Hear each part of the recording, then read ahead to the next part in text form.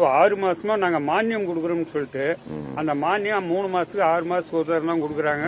இப்ப அந்த மானியமும் நாங்க தான் கொடுக்குறோம்னு ஒரு ஃபார்மர்ஸும் 1 லிட்டர் 2 லிட்டர் கொடுத்துருக்கலாம் பேங்க் அக்கௌண்ட்ல தான் போடுவோம்னு சொல்லிட்டு அந்த கணக்கை வாங்கி வச்சிருக்காங்க. டோட்டலா இவங்க பால் சும்மா கிடைக்குதுன்னு நினைக்கிறாங்க.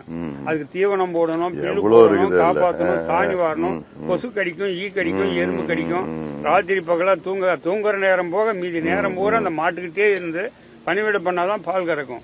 ஆனா இவங்க என்ன நினைக்கிறாங்க, தண்ணி 25 ரூபா வித்தா கூட பால் சும்மா வருதுன்னு நினைக்கிறாங்க. எப்படியோ பால் வந்துருது அவங்களுக்கு. அதை பத்தி தெரியல, விவசாயம்னா என்னன்னு தெரியல. இந்த விவசாயம் செய்யறவங்க பூராமே படிக்காம வேற வழியே தெரியாம ஏழை நம்ம பாமர மக்கள் தான் விவசாயம் பண்றோம். படிச்சவன் ஒரு அளவுக்கு நம்ம பசங்க எல்லாம் படிச்சவங்க எல்லாம் வெளியேற்றிட்டோம். இப்ப 40 வயசுக்கு மேல கிராமத்துல யாருமே இல்ல, பண்ணவும் போறதில்ல. நிலத்தை நாங்க பாத்துக்கிறது 40 வயசுக்கு மேல இருக்கிறவங்க தான் நிலத்தை பாத்துக்கிறோம். இன்னும் 10 ஆண்டுகள்ல தான் இந்த உணவு கிடைக்கும். அப்புறம் நம்ம இந்தியாவிலயும் உணவு பஞ்சம் வரும். நம்ம ஆளுங்கெல்லாம் ஏதோ ஒரு பக்கம் போயிட்டு அதை ஏசி ரூம் இல்லைனாலையும் சாதாரண வேலையாவே செஞ்சு பொழைச்சிக்கலாம், குடும்பத்தை காப்பாத்திக்கலாம். ஆனா 10 ஆண்டுகள் உணவு பஞ்சம் கண்டிப்பா வரும். இது தொடர்ந்து நாங்க சொல்லிட்டு வரோம். இப்ப இல்ல, 20 ஆண்டுகளா சொல்லிட்டு வரோம். இதெல்லாம் நடவடிக்கை எடுக்கல. அதாவது முக்கியமா இன்னைக்கு தமிழ்நாடு அரசு செய்ய வேண்டியது நீர் மேலாண்மைக்கு முக்கியத்துவம் கொடுக்கணும். நம்ம மழை வருது, இன்னைக்கு இன்னொரு 10 வருஷம் தான் மழை வரும்னு சொல்றாங்க நிபுணர்கள் சொல்றாங்க. 10 வருஷத்துக்கு அப்புறம் மழை வரப்போகுது. இன்னைக்கு மழை, வெள்ளம், மேக வெடிப்பு எல்லாம் வருது. அதனால முதல்ல பருவம் 2 பருவம் நமக்கு 45 நாள்ல பெய்யும், மழை பெய்யும். இன்னைக்கு அதே பருவம் 30 நாள் பெய்யுது. அதை விட அதிகமா பெய்யுது. இன்னைக்கு 30 நாள்ல பெஞ்சு போகுது. பெய்யற மழை எல்லாமே கடலுக்கு போயிடுது. 100 நாள் வேலை திட்டம் இருக்கனால பெண்கள் எல்லாம் அங்க போயிடுறாங்க.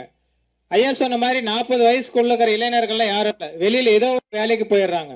பேக்கரிக்கு, ஸ்வீட் மாஸ்டர் போறாங்க, டிரைவரா போறாங்க. ஏதோ அவங்க படிச்ச தொழிலுக்கு வேலைக்கு போயிடுறாங்க. மீதி இருக்கிற அந்த 40-50 வயசுக்கு மேல இருக்கிறவங்களை வச்சுதான் நாங்க வேலை செய்யறோம். 2 நாளைக்கு ஒரு டைம் வேலை கொடுத்தோம்னா வேலை வருவாங்களா? 10 நாள் மாங்காய் இருக்கிற விவசாயி 20 நாள் மாங்காய் இருந்தா அந்த மாங்காய் தாங்குமா? இந்த மாதிரி கடந்த ஒரு 4 வருஷமா இதே வேலை செய்யறாங்க. ஜூஸ் ஃபேக்டரிக்காரே எங்களால் ஒன்றும் பண்ண முடியல. என்ன கேள்வி கேட்டாலும் அதிகபட்சம் எங்களால் என்ன பண்ண முடியும்? நாங்கள் ஏதாவது ஒரு போராட்டம் பண்ணுவோம், கண்டுக்கவே மாட்டாங்க. மாவட்ட நிர்வாகத்தை எதிர்த்து போராடுவோம், அவ்வளோ நாங்கள் செய்கிறேன் பார்க்கலான்னு சொல்லுவாங்களே தவிர அதோட விட்டுட்டு போயிடுவாங்க. வேற ஒன்றுமே கண்டுக்கவே மாட்டாங்க. அரசியல்வாதி, அதாவது திராவிட முன்னேற்ற கழகத்தோட அங்கத்தில் இருக்கிறவங்க தான் இங்கே ஃபேக்டரி அதிகமாக வச்சிருக்கிறாங்க. ஏன்னா அந்த திராவிட முன்னேற்ற கழகத்தில் அவங்களோட அதிகாரம் மிகப்பெரிய இருக்கிறதுனால இந்த ரேட்டு விஷயத்துல அண்ணன் பாத்துக்குவாரு, அவர் சொன்னா சரி அப்படின்ற பட்சத்தில் போயிட்டு இருக்கிறாங்க. அந்த நசுக்கூடிய இடத்துல நமக்கு எப்படி இருந்தாலும் இந்த விவசாயியோட உற்பத்தி எங்க வரணும்? நம்ம ஃபேக்டரி தான் வரணும். நம்ம ஃபேக்டரி தாண்டிச்சுன்னா இதே ரோட்ல எத்தனையோ ஊர்ல அங்கங்க டாடா ஏசி கொண்டு வந்து அங்கங்கே விவசாயி கண்ணீரோட ரோட்ல கொட்டி அழுந்துட்டு குடும்பத்துக்கு ஒரு டீ வாங்கி கொடுறதோ முடியாத அளவுக்கு போயிடுற ஒவ்வொரு விவசாயியும். இது இதே தெருவில் இதே நம்ம பாட்டாளி சொந்தங்களே பார்த்துருக்குறாங்க. நீங்க இதை கண்டுக்கலையா அப்படின்னு எங்கெல்லாம் கூட கேட்டுக்கிறாங்க. ஆனா திமுக காரதும் அதிகமான சொத்து பாத்தீங்கன்னா இருக்கு. மாந்தோப்பு அத்தனையுமே திமுக காரது. ஆனா அவங்க ஆட்சி அதிகாரம் ஏதோ அவங்க சம்பாதிக்கிறாங்க. ஆனா நம்மள மாதிரி விவசாயிகளுக்கு கூட நிக்கிற பாட்டாளி சொந்தங்களும் அதே மாதிரிதான். நாம பாத்தீங்கன்னா உழைக்கிற வர்க்கத்தில் மட்டும்தான் தவிர, ஆனா அரசியல்வாதிகள திமுக மிகப்பெரிய நமக்கு எதிரியாகிறது இந்த விவசாயிகளுக்கு, பால் உற்பத்தியாளர்களுக்கு தான். என்ன ஒவ்வொரு விஷயமும் பாத்தீங்கன்னாக்க விலை ஏற்றன்னு சொல்றாங்களே தவிர அதிகாரி மத்தியில் வருதே தவிர, ஆட்சியாளர் மத்தியில் வருதே தவிர விவசாயி கைக்கு என்னைக்குமே வரல. இடைத்தரகராக செயல்படுறது அவங்க கூட 10 ரூபா சம்பாரிச்சு போறாங்க. ஆனா நம்மள மாதிரி விவசாயிகள் யாருமே சம்பாதிக்க முடியல. ஒவ்வொரு விஷயத்தையும் பாத்தீங்கன்னாக்க அன்றைய நிலைமையை அவங்க மயக்க பிடிக்குவாங்க, கத்துவாங்க, பேசுவாங்க, ஓடி போயிடுவாங்க. நாம தான் சட்டத்தை உருவாக்குறோம் அப்படின்ற பட்சத்தில் அவங்க ஆளுமை இடத்துல ஒரே பட்சத்தில் அவங்க நடந்திருக்கிறாங்க. என்னுடைய பெற்றோருக்கு பிறகு கடவுளாக வணங்குகின்ற விவசாய பெருமக்களே, ஊடக நண்பர்கள் உள்ளிட்ட உங்கள் அனைவருக்கும் இந்த அன்புமணி ராமதாஸின் பணிவான வணக்கங்கள். வேதனையோடு உங்கள் குறைகளை நான் கேட்டேன். உணர்வுபூர்வமான உங்களுடைய பிரச்சனைகளை கேட்ட பொழுது இதற்கு எப்போ நமக்கு விடிவு வரும்? காரணம், நமக்கு உணவு அளிக்கின்ற விவசாயிகள் நம்முடைய கடவுளாக நாம் பார்க்கின்றோம். அந்த விவசாயத்தை எள்ளளவும் மதிக்காத ஒரு அரசு இங்கே ஆட்சி செய்து வருகிறது, திமுக. நான் இங்கே அரசியல் பேச நான் வரவில்லை. இங்கே விவசாயிகள் நீங்கள், உங்களுடைய பிரச்சனை இப்பொழுது நாம் பேசிக்கொண்டிருப்பது விவசாயிகளுடைய பிரச்சனை. கிருஷ்ணகிரி மாவட்டம், என்னுடைய தப்பி சொன்னார், ஒரு காலத்தில் சேலம் மாவட்டம் என்றால் மாம்பழம்.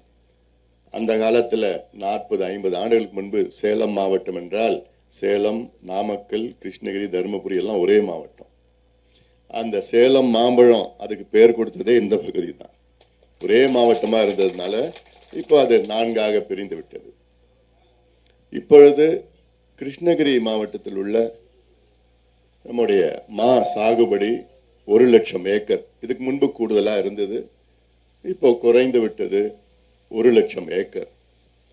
சராசரியாக இந்த 1,00,000 ஏக்கரில் நம்முடைய ஐயா ராமகவுண்டர் அவர்கள் சொன்னது போன்ற முன்பு கிட்டத்தட்ட 7 லட்சம் மெட்ரிக் டன் உற்பத்தி.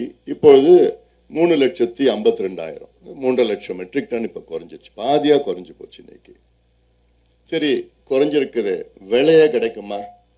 இல்ல. கடந்த ஆண்டு 22,000 ரூபாய் ஒரு டன், 28,000 ரூபாய் வரைக்கும் கிடைச்சது. இந்த ஆண்டு 3,500, 3,000, 4,000. இதற்கு இதை கேட்ட உடனே எனக்கு என்னடா இவ்வளோ மோசமா? உடனே முதல் அறிக்கை விட்டது நான் தான்.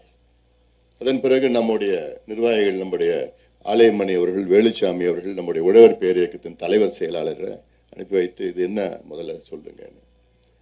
ஆனாலும் இதற்கு தீர்வு வரவில்லை. காரணம், முதலமைச்சர் ஸ்டாலின் அவர்களுக்கோ அல்லது வேளாண் துறை அமைச்சர்களுக்கோ இதற்கு நேரம் இல்லை. இவர்களுக்கு இந்த பிரச்சனையை பத்தி தெரியல. இவ்வளோ குடும்பங்கள், லட்சக்கணக்கான குடும்பங்கள் பாதிக்கப்பட்டிருக்கின்றார்கள். இதுல ஒரு மாஃபியா, ஒரு கார்டல் சொன்னாங்க. 70 தொழிற்சாலைகள் ஒரு காலத்துல இருந்தது. அங்க அப்போ போட்டி போட்டுவிட்டு விலையை நிர்ணயம் பண்ணிட்டு இருந்தாங்க. இன்னைக்கு மாஃபியா, பெரிய தொழிற்சாலைகள் 4, சின்னதா ஒரு 10-15 வச்சிருக்கிறாங்க. அவங்களுடைய வேண்டியவர்கள், அவ்வளவுதான். இந்த மாஃபியாவை யார் வழி நடத்துகிறார் என்றால் ஆளுங்கட்சி திமுகவை சார்ந்தவர்கள். எதுலையும் விட்டு வைக்கிறது இல்லை. இப்போ காசுக்காக என்ன வேணா பண்ணுவாங்க. உங்களுக்கு வேண்டியது பணம் பணம் பணம். எவ்வளவு மோசம். அதுவும் நான் சொன்னேன், 2வது அறிக்கையை விட்டப்போ நான் சொன்னேன், ஆந்திரா கிட்ட போய் கத்துக்குங்க. உங்களுக்கு தெரியலன்னா ஆந்திரா கிட்ட போய் கத்துக்குங்க, கர்நாடகா கிட்ட போய் கத்துக்குங்க. ஆந்திராவில் அங்கே சந்திரபாபு நாயுடு கடந்த ஆண்டே அது செஞ்சிருக்கிறாரு. இந்த ஆண்டும் 4,000 ரூபாய் ஒரு டன்னு மாம்பழத்துக்கு ஊக்கத்தொகை கொடுத்திருக்கிறாரு. அதே வேலையில் இப்போ என்கிட்ட மட்டும் ஆட்சி இருந்ததுன்னா இந்த தொழிற்சாலை 20,000 ரூபாய் கொடு. நீ நட்டமோ லாபமோ நீ கொடுத்து, நீ எவ்வளோ லாபம் பண்ணிட்டு இருக்கிற கொடுத்து நிர்ணயம் பண்ணி எடுத்து விட்டுட்டு இவர் போய் பேச்சுவார்த்தை, என்ன முத்தரப்பு பேச்சுவார்த்தை பண்ணி என்ன பண்ண போறாங்க? இல்ல இவன் தொழிற்சாலை பண்ணலாம், கரண்ட் பிடுங்கி விட்டுடு. என்ன இது இவ்வளோ கொள்ளடிச்சுக்கிட்டு விவசாயிகள் தான். அதுக்கப்புறம் வேற என்ன இருக்குது உங்களுக்குலாம்? தமிழ்நாட்டில் 63 விழுக்காடு மக்கள் விவசாயிகள், விவசாயத்தை நம்பி இருக்கின்ற மக்கள் 63 விழுக்காடு. ஆனா அவங்க முன்னேற்றம் என்பது 0. 1%, 2% சொல்ல மாட்டோம், 0. இது இன்னொன்று மிக வேதனையான ஒரு செய்தி என்னன்னா, இந்தியா சுதந்திரம் அடைந்து கிட்டத்தட்ட ஒரு 78 ஆண்டுகள் முடிஞ்சு 79வது ஆண்டு. இந்த 79 ஆண்டுகளில் முதல் முறையாக தமிழ்நாட்டில் இன்னைக்கு வேளாண் துறை வளர்ச்சி -0.5%. முதல் முறையாக மைனஸ்ல போயிட்டு இருக்கு. அப்போ இது என்ன திராவிட மாடல்? இது என்ன விடியல்? இது என்ன வளர்ச்சி? ஒரு மாநிலம் வளரணும்னா விவசாயிகள் வளர்ந்தாதான் அந்த மாநில வளர்ச்சி. நீ பெரிய ஐடி பார்க்கு, டாடா அந்த இந்த பார்க் வச்சுக்கிட்டு, இந்த ஸ்மார்ட் சிட்டி பில்டிங் வச்சுக்கிட்டு அது வளர்ச்சியாயா? விவசாயிகள் வளர்ந்தாதான் வளர்ச்சி, அது உண்மையான வளர்ச்சி. ஒரு மாநிலத்துல 2 பங்கு மக்கள் வளர்ந்தாதான் வளர்ச்சி. ஆனா அங்க ஆந்திராவில் இன்னைக்கு கிட்டத்தட்ட 12,000 ரூபாய் கொடுக்குறாங்க ஒரு டன் மாம்பழத்துக்கு கொடுத்துருக்குறாங்க. இங்க அதை வெட்டுறதுக்கே சொல்றாரு ஐயா, சொல்லிட்டு இருக்காரு 3,000 ரூபாய் வெட்டு கூலி. அது வெட்டு கூலின்னா அறுக்கிற கூலி, இந்த பழத்தை பறிக்கிற கூலி. அது பண்ண முடியாது. 3,000 ரூபாய் கொடுத்துட்டு நீ 4,000 ரூபாய்க்கு அவன் கொடுத்தானா எதுக்கு? அப்புறம் நிறைய விவசாயிகள் அப்படியே மரத்திலே விட்டுட்டாங்க, கீழே அப்படி விழுந்து போச்சு, ரோட்ல கொட்டிட்டு போயிட்டாங்க. இதெல்லாம் வேற எங்கேயுமே நடக்காதியா. அதே போன்ற கர்நாடகாவில் அங்க என்ன பண்ணாங்க, அங்க இருக்கிற முதலமைச்சர் சித்தராமையா, அவர் காங்கிரஸ், ஆனாலும் அவர் என்ன பண்ணாரு, மத்திய அரசிடம் போய் சண்டை போட்டு அங்க மத்திய அரசுக்கும் கர்நாடக அரசுக்கும் ஒரு பேக்கேஜ். என்ன பேக்கேஜ், நீங்க மொத்தமா 2 லட்சம் டன் மாம்பழம் நீங்க கொள்முதல் செய்யுங்க, அதுல நான் 1 டன் மாம்பழத்துக்கு நான் 4000 ரூபாய் கொடுக்குறோம், அது 2 பேர் பிரிச்சுப்போம். நியாயமானது. அப்படி கர்நாடகாவில் செஞ்சாங்க. ஆந்திராவில் அதெல்லாம் விட இல்லை, ஊக்கத்தொகை 4000 ரூபாய் ஒரு டன்னு கொடுத்துட்டு போயிட்டாங்க. ஆனா இங்க தூங்கி கொண்டிருக்கின்ற ஒரு அரசு, கேவலமான ஆட்சி செய்கின்ற ஒரு அரசு, மக்கள் விரோத அரசு, விவசாயிகள் விரோத அரசு. ஒரு அரசாயா என்ன பண்ண போறோம் அதுக்கப்புறம்? இப்ப மாம்பழம் உலகம் முழுவதும் இங்க இருந்து போயிட்டு இருக்குது. மாம்பழம் டிமாண்ட் உலகத்துல எப்பவுமே அதிகமா தான் வந்துட்டு இருக்கு, குறையறதுக்கு வாய்ப்பே கிடையாது. அப்புறம் எங்கிருந்தியா நீங்க விலையை குறைக்கிறீங்க? எதுக்கியா குறைக்கிறீங்க? நீங்க என்ன பேச்சுவார்த்தை நடத்துறீங்க? கடைசியில பேச்சுவார்த்தை நடத்தி என்ன நெட் ரிசல்ட், என்ன விளைவுகள் என்ன வந்தது? ஒரு சீசன் தான் மாம்பழம் முடிஞ்சு போச்சு, அவ்வளவுதான். ஒரு டீ, ஒரு பிஸ்கெட், அவ்வளவுதான் பேச்சுவார்த்தையில்.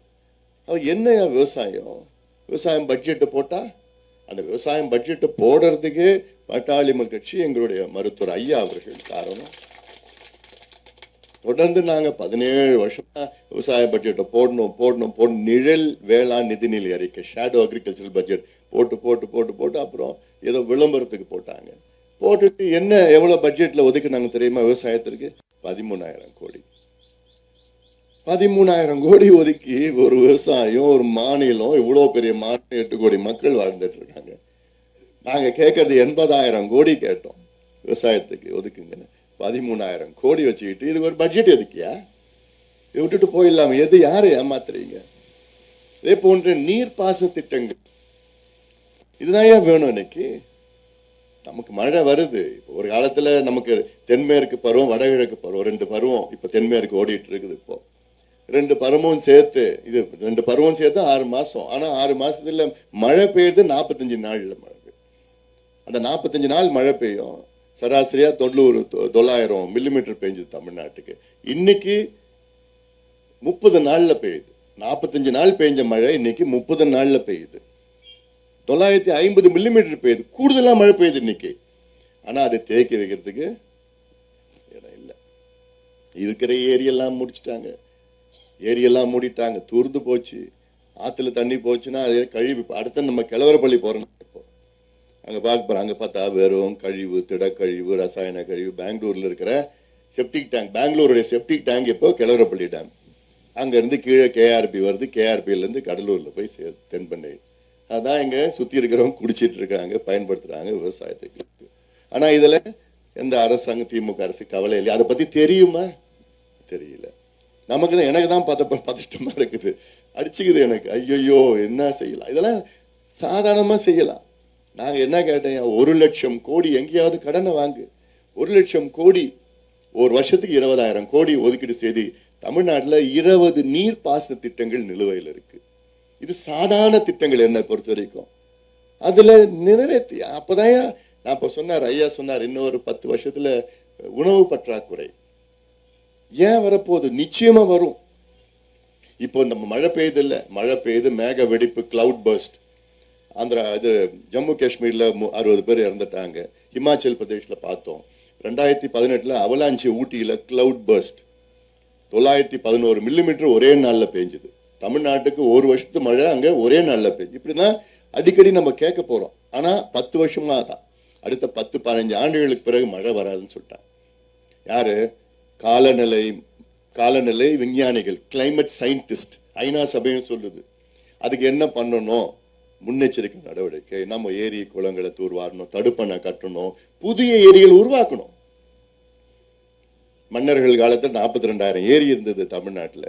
இன்னைக்கு 22,000 ஏரி காணோம். 22,000 ஏரி நம்ம இல்லை. எல்லாத்தையும் எங்க கலெக்டர் ஆஃபீஸ் எங்க கட்டுறான்? ஏரியில கட்டுறான். எஸ்பி ஆஃபீஸ் ஏரியில, கோர்ட்டு எங்க ஏரியில, வீடு கட்டுனா ஏரியில, ஹவுசிங் போர்டு. அப்போ வேற எங்கேயும் இடம் இல்லை. அப்படின்னா உங்களுக்கு நிர்வாகம் தெரியல, இந்த ஏரியோடைய முக்கியத்துவம் தெரியல. நேற்று கூட போனேன், எண்ணெய்கோல் புதூர் தும்பலள்ளி எண்ணெய்கோல் புதூர் படையலா திட்டம் தருமபுரியில். அந்த எண்ணெய்கோல் புதூர் தும்பலள்ளி திட்டம் வேணும்னா நம்ம பெருச்சி கவுண்டர் அங்கே இருந்தார், இப்போ நம்ம கூட இல்லை. அவர் தான் இவ்வளோ அங்கே எனக்கு முதல்ல அங்கே நான் எம்பியா 2014 இருந்தப்போ அவர் சொல்லி தும்பலள்ளி வந்து பாருங்க. தும்பலள்ளி வந்து பார்த்தா 500 ஏக்கர்ல டேம், ஒரு சொட்டு தண்ணி இல்லை. 22 வருஷம் ஆச்சு அந்த மாதிரி தண்ணி வந்து. இங்கேருந்து வரணும்னா தென்பெண்ணையில் வருது. தென்பெண்ணையில் வருஷத்துக்கு 4 முறை வெள்ளம் போகுது. அந்த வெள்ளம் போகிறதுல ஒரு எப்படியாவது ஒரு 10-15 டிஎம்சி கடலுக்கு போகுது. கடலூரில் போய் அங்கே வெளியில் போகுது. அதில் கொஞ்சம் திருப்பி விடணும். இந்த 2 திட்டம், எண்ணெய்கோல் புதூர் தும்பலள்ளி திட்டம், எண்ணெய்கோல் புதூர் வடிதலா திட்டம், இந்த 2 திட்டத்துக்கும் கிட்டத்தட்ட 1/4 டிஎம்சி தேவைப்படும். அவ்வளோதான், வெறும் 1/4 டிஎம்சி. இந்த வடிதலா திட்டத்தில் 22 கிலோமீட்டர் தும்பலள்ளி அந்த எண்ணெய்கோல் புதூர் வடிதலா, அதில் பார்த்தா 5000 ஏக்கர் கூடுதலாக விவசாயம் பண்ணலாம் நேரடியாக. மறைமுகமாக 25,000 ஏக்கர் கூடுதலாக விவசாயம் பண்ணலாம். அது இல்லாமல் 1 லட்சம் டன் உணவு அதிகமாக உற்பத்தி செய்யலாம். எதில்? இந்த சின்ன திட்டத்தில், சாதாரண ஒரு திட்டம். இந்த திட்டத்தில் அதே போன்று எண்ணெய்கோல் புதூர் தும்பலள்ளி திட்டத்தில் 10,000 ஏக்கர் கூடுதலாக விவசாயம் பண்ணலாம். 30,000 ஏக்கர் மறைமுகமாக பயன்பெறும். அங்கே 1.5 லட்சம் டன் உணவு கூடுதலாக உற்பத்தி செய்யலாம். அப்போ உணவு நமக்கு கிடைக்க போறது கிடையாது இன்னும் கொஞ்ச நாள். ஏன்னா இவங்க என்னைக்கு ஆட்சிக்கு வந்தாங்களோ அன்னையிலிருந்து இன்னைக்கு 44 லட்சம் விவசாய நிலம் ஏக்கர் வந்து இன்னைக்கு மாத்திட்டாங்க. 44 லட்சம் ஏக்கர் நினைச்சு பாருங்க, கிட்டத்தட்ட 15 லட்சம் ஹெக்டேர்னு சொல்றேன். 44 லட்சம் ஏக்கர் விவசாய நிலத்தை மாற்று பயன்பாடு, ஹவுசிங் போர்டோ பண்ணி விவசாய நிலம் இல்லை, தண்ணி இல்லை, நீர் இல்லை, அதுக்கு ஆக்கிரமிப்பு எல்லாம் பண்ணிட்டு குறைஞ்சு போச்சு. இது இல்லாம இப்போ நம்ம விவசாயிட்ட அவனுக்கு சிப்காட் கொடுக்குறேன், அவன் தொழிற்சாலை கொடுக்குறேன், அவனுக்கு ஸ்மார்ட் சிட்டி கொடுக்குறேன், இன்டெலெக்சுவல் சிட்டி கொடுக்குறேன், அறிவுசார் நகர் கொடுக்குறேன்னு இதெல்லாம் சொல்லிட்டு இருக்கிறேன். விவசாயிகள் போராடினா குண்டர் சட்டத்தில் போராடுறானுங்க. இவங்கெல்லாம் ஆட்சி, விவசாயிகள் கடவுளா இருக்கிறவங்க குண்டர் சட்டம். எதுக்கு? என் நிலத்தை கொடுக்க மாட்டேன், எனக்கு விவசாயம் தான் பண்ணணும். இது ஒரு ஆட்சி. அப்போ என்ன நான் கேட்டேன், இப்ப நிலம் விவசாயம் பண்ணலன்னா நம்ம சந்ததியினர் என்ன பண்ண போறாங்க? அதை பத்தி இவங்களுக்கு கவலை இல்லை. இப்ப இவங்க இருக்கிறப்போ கொள்ள அடிச்சுட்டு முடிச்சிட்டோம், நிலத்தை அழிச்சிட்டு போயிடணும், நிலத்தை பிடிச்சி 500 ஏக்கர் 1000 ஏக்கர் இந்த டாடா அவங்க பில்லா அந்த கம்பெனி எல்லாம் கொடுத்துட்டு போயிடணும், முடிச்சுட்டு காசை வாங்கிட்டு முடிச்சுட்டு போயிடணும். அப்போ இதெல்லாம் மக்கள் சிந்திக்கணும். கேட்டது என்ன கேட்டார் ஐயா? கேட்டார் விலை நிர்ணயம் பண்ணுங்க, குறைந்தபட்ச ஆதரவு விலை, மினிமம் சப்போர்ட் பிரைஸ். பாட்டாளி கட்சி நம்ம பட்ஜெட்ல போடுறது வந்து என்ன கொடுக்கறது வந்து இப்போ நெல்லுக்கு குவிண்டால், இப்போ கரும்புக்கு எல்லாம் சில இதெல்லாம் நெல், எல்லா விளைச்சலுக்கும் நிர்ணயம் பண்ணுங்க, எல்லாத்துக்கும் உற்பத்திக்கும் நிர்ணயம் பண்ணுங்க. அந்த உற்பத்தி செய்யறதுக்கு விலை நிர்ணயம் செய்யறது விவசாயிகள் தான், அவங்க தான் பண்ணணும். இப்போ எல்லாமே ஒரு குண்டூசி உற்பத்தி பண்றான் பார், அவன் நிர்ணயம் யார் பண்றான்? அவன் தான் பண்றான். ஒரு பென்சில் உற்பத்தி செய்யறவன் விலை நிர்ணயம் அவன் தான் பண்றான். ஒரு நோட் புக் உற்பத்தி செய்யறவன் விலை நிர்ணயம் அவன் தான் பண்றான். இப்போ விவசாயிகள் உற்பத்தி செய்யற விளைச்சலுக்கு அவங்க தானே நிர்ணயம் பண்ணணும். ஆனா இவங்க பிச்சை போடுவாங்க. குவிண்டால் நம்ம என்ன கேட்டையா, ஒரு குவிண்டாலுக்கு வந்து 3500 ரூபாய் கொடுங்க. இப்ப கிடைக்கிறது இப்போ விவசாயம் ஒரு குவிண்டால் உற்பத்தி செய்யறதுக்கே இன்னைக்கு 2200 ரூபாய் ஆகுது. அவ்வளவுதான் கூட 1700 ரூபாய் 1800. அங்க தனி நீங்க பிரைவேட் இதுல தனியார்கிட்ட நீ கொடுத்தா 1600 ரூபாய் கொடுக்குறாங்க. நீ கவர்மெண்ட்ல எங்க அங்க இல்லை, அங்க மழை இதில் சேமிப்பு எங்களுக்கு இல்லை, கிடங்கு இல்லை, பத்தாது, நீ நாளைக்கு வா அப்படின்னு சொல்லி மழையில வச்சுட்டா அப்புறம் அது பூத்து போய் அப்புறம் போய் அது ரேட்டை கம்மி பண்ணி அங்க போனா ஒரு மூட்டைக்கு 40 ரூபா 50 ரூபா லஞ்சம் கொடுக்கணும். இவ்வளோ மோசமா நான் எவ்வளோ நான் பார்க்கல. இவ்வளோ மோசமா, இவ்வளோ தரங்கட்ட ஒரு ஆட்சி நடந்தது. கரும்புக்கு நாங்க கேட்கறது 5000 ரூபாய் கொடு. இப்ப சொல்றாரு 90% கரும்பு இங்க அரூர், இந்த தருமபுரி கரும்புலாம் அதிகமா சர்க்கரை, அதாவது உத்தரப்பிரதேஷ், மகாராஷ்டிரா இதுக்கு இணையா இந்த கண்டென்ட் அதிகமா இருக்கிற கரும்பு இங்க மட்டும் தான், வேற எங்கேயுமே இல்லை. அதுவே இப்ப முடிச்சு மாற்று பயிர் போயிட்டு. அப்போ என்னதான் நடக்குது இங்க? என்னதான் செய்ய போறீங்க? நோக்கம் என்ன? விவசாயிகள் எல்லாம் ஒன்னா சேரணும். இந்த ஆட்சி இவ்வளவு மோசமா நம்ம பார்க்கவே இல்லை. எதுலயுமே இவங்களுக்கு ஈடுபாடு இல்லை, எதுலையுமே ஈடுபாடு இல்லை. விலைக்கோ எதுக்கோ அதுக்கு ஈடுபாடு மட்டும் இல்லை, எதிராக செயல்பட்டு இருக்காங்க. விவசாயிகளுக்கு எதிரியா செயல்பட்டு இருக்காங்க. ஏன்னா விவசாயத்தை பத்தி எதுவும் தெரியாம இருக்கிறாங்க. அதில் இதெல்லாம் எல்லாம் வாங்க, நான் எனக்கு இது தொடர்ந்து இது குரல் கொடுத்து தான் இருக்கிறோம், இது பண்ணிட்டு தான் இருக்கிறோம். இன்னும் கொஞ்சம் நீங்க கொஞ்சம் சொல்லுங்க, நீங்க எங்களை வழி நடத்துங்க, சொல்லுங்க என்னென்ன பண்ணணும்னு சொல்லுங்க. நாங்க போராடுறதுக்கு நாங்க தயாரா இருக்கிறோம். எங்க வரணும், என்ன பண்ணணும், அது ஒன்று எழுது.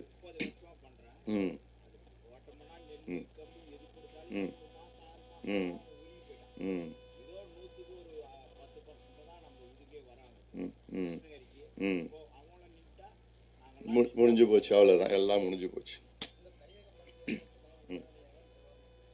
இதான் இப்போ உங்க தலைவர் சொல்லியிருக்கிறாரு, நம்ம இப்போ எம்எல்ஏட்ட சொல்லியிருக்கிறேன் நான், அதெல்லாம் உடனே நம்ம பண்ணணும் சொல்லிட்டு இருக்கு. இதே மாதிரி எவ்வளோ காவிரி குண்டார் திட்டம் இருக்குது, காவிரி தாமிரபரணி திட்டம், அப்புறம் மேட்டூர் உபரி நீர் திட்டம், எல்லாம் இவ்வளோ திட்டங்கள் நம்ம நிலுவையில் இருக்குது. ஆனால் அதை பற்றி ஒன்றுமே இல்லை. தடுப்பணைகள் நான் எவ்வளோ யோசனைகள், பாலாத்துலேயோ தென்பெண்ணையிலையோ அதுக்கப்புறம் காவேரியில், இந்த பெரிய பெரிய ஆறுகளில் ஒவ்வொரு 10 கிலோமீட்டரில் ஒரு தடுப்பணை கட்டணும், 10 கிலோமீட்டர் தடுப்பணை கட்டணும். ஏன்னா இந்த மழை இன்னைக்கு வருது, காவேரியில் டேம்ல இருந்து தண்ணி பார்த்தா போன வருஷத்துக்கு முந்தின வருஷம் 520 டிஎம்சி தண்ணி கடலுக்கு போயிருக்கு. 520 டிஎம்சி தண்ணி. கர்நாடகா நம்ம எவ்வளோ சண்டை போடுறோம், நடுவர் மன்றம் தீர்ப்பின்படி 177.25 டிஎம்சி கொடுக்கணும் அவன். ஆனா அவன் 520 டிஎம்சி கடலுக்கு போகுது. அதுக்கு நம்ம தேக்கி வைக்கிறதுக்கு இவங்களுக்கு அதை பத்தி ஒண்ணுமே தெரியாது, கிடையாது. அது கான்செப்ட் இல்லை. ஏன் கட்ட மாட்டான், தடுப்பணை கட்ட மாட்டான்னா மணல் எடுக்க முடியாது, மணல் கொள்ளை அடிக்க முடியாது. தடுப்பணை கட்ட தண்ணி நீக்கும் 5 கிலோமீட்டர்ல, அவன் மணல் எடுக்க முடியாது. அது ஒரே காரணத்துக்காக தான் தடுப்பணை கட்ட மாட்டான். அப்போ இதெல்லாம் எவ்வளோ செய்யணும், எவ்வளோ திட்டங்கள் இதுக்கு எல்லாம் இருக்கு. அதனால நிச்சயமா இந்த பிரச்சனை இது கையில் நிச்சயமா எடுக்க போறோம். இந்த சீசன் இப்போ முடிஞ்சு போச்சாச்சு. அடுத்தது இதுனா இந்த மாவட்டத்தில் இந்த பிரச்சனை மட்டும் இல்லை, பால் உற்பத்தியாளர்கள் இருக்கிறாங்க, எல்லாம் எவ்வளோ மற்ற எல்லாம் இவ்வளோ இருக்குது. ஏன்னா அந்த தள்ளி பக்கத்துல எல்லாம் அவங்க பூ ஒரு காலத்துல ஒரு கோடிக்கணக்கான ரோஜாக்களை ஏற்றுமதி, இன்னைக்கு லட்சக்கணக்கான ஆயிடுச்சு. ஏன் அதை பராமரிச்சு அதை கரெக்டா ப்ரொடெக்ட் பண்ணி அது ஏற்றுமதி செய்யறதுக்கு இடம் இல்லை, வசதிகள் இல்லை. அது ஏதோ ஒண்ணு போட்டாங்க, அது சரியா பண்ணல, பராமரிப்பு இல்லை. இன்னும் நல்ல யோசனை பண்ணாங்க. இப்ப இந்த மாங்குருக்கு அரசு ஒரு தொழிற்சாலை தொடங்குங்க. ஏன் நீங்க தனியார் நம்பி இருக்கீங்க? அரசு தொழிற்சாலை தொடங்குனா அந்த என்ன விலை நிர்ணயமோ அதுதான் அவனும் பண்ணணும், வேற வழி இல்லை. அது நிச்சயமா இது செய்வோம், இதுக்காக போராடுவோம். ஒரு 6 மாசம் தான் இதுக்கு, இந்த ஆட்சி 6 மாசத்துக்கு மேல அடுத்தது நம்ம எல்லாம் சேர்ந்து நாங்க பண்ண போறோம்.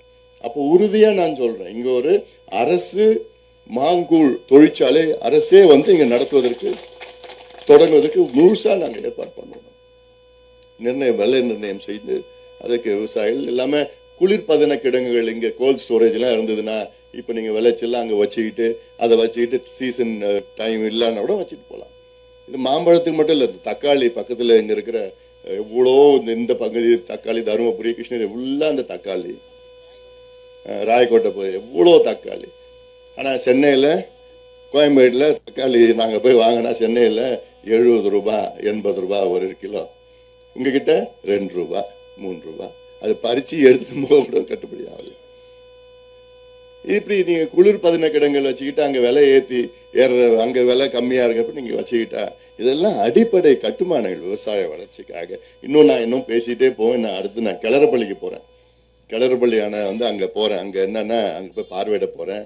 ஏன்னா பெங்களூர்ல இருக்கிற அத்தனை கழிவும் அந்த டேமுக்கு வருது, அந்த டேம்ல இருந்து கேஆர்பிக்கு வருது, கேஆர்பில இருந்து தென்னை போயிட்டு இருக்குது. அதனால அடுத்தது நான் போறேன் நான். அதனால நீங்கள் எல்லாம் தைரியமா இருங்க, நம்பிக்கையோடு இருங்க. நிச்சயமாக ஒரு மாற்றத்தை நீங்க விவசாயிகள் நீங்க மாற்றத்தை கொண்டு வரணும்னு நீங்க முடிவு பண்றீங்கன்னா யாராலும் தடுக்க முடியாது. தமிழ்நாட்டில் உள்ள அனைத்து விவசாயிகளும் ஒன்று சேருங்கள், அனைத்து விவசாயிகளும் ஒன்று சேர்ந்து நாங்கள் எங்கள் உரிமைகளை, எங்களுடைய எதிர்காலம், எங்களை நிர்ணயிக்கக்கூடிய எங்களுடைய எதிர்காலம், உங்களுடைய எதிர்காலம், அதாவது விவசாயிகளுடைய எதிர்காலத்தை நிர்ணயிக்கூடிய நிச்சயமாக பாட்டாளி கட்சிக்கு நீங்கள் ஆதரவு கொடுங்கள். ஏன்னா எங்களால் மட்டும்தான் உங்களுடைய பிரச்சனை உணர்வுபூர்வமாக தெரிந்து கொள்ள முடியுது. ஏன்னா பிரச்சனை தெரிந்து கொள்வது மட்டும் கிடையாது, அதை பற்றி பேசி போராடி கொண்டிருக்கின்றோம். விவசாயிகள் பிரச்சனைனா முதல் அங்க நிக்கிறது பாட்டாளி மக்கள் கட்சி. எந்த பிரச்சனை இருந்தாலும் சரி, என்ன நம்ம எல்லாம் விவசாயிகள் தான். எங்க தாத்தா, எங்க அப்பா, எங்க குடும்பத்துல நீங்க பாட்டாளி கட்சி 90% எல்லாம் விவசாயிகள் தான் பாட்டாளி கட்சியில் இருக்கிறாங்க. அதனால அந்த உணர்வு, அந்த நெருக்கம் எல்லாம் இருக்கு. அந்த வகையிலே உங்களை இன்று சந்திப்பதில் எனக்கு ஒரு விதத்துல எனக்கு ஒரு மகிழ்ச்சி. ஆனா அந்த சந்திப்பு ஒரு உணர்வுபூர்வமான சந்திப்பாக, உங்களுடைய குறைகள், உங்களுடைய பிரச்சனைகள் எல்லாம் கேட்டறிந்து இதற்கு நிச்சயமாக ஒரு விடை இதற்கு கொண்டு வருவோம், விரைவிலே அதை கொண்டு வருவோம் என்று நம்பிக்கையோடு நான் விடைபெறுகின்றேன். நன்றி.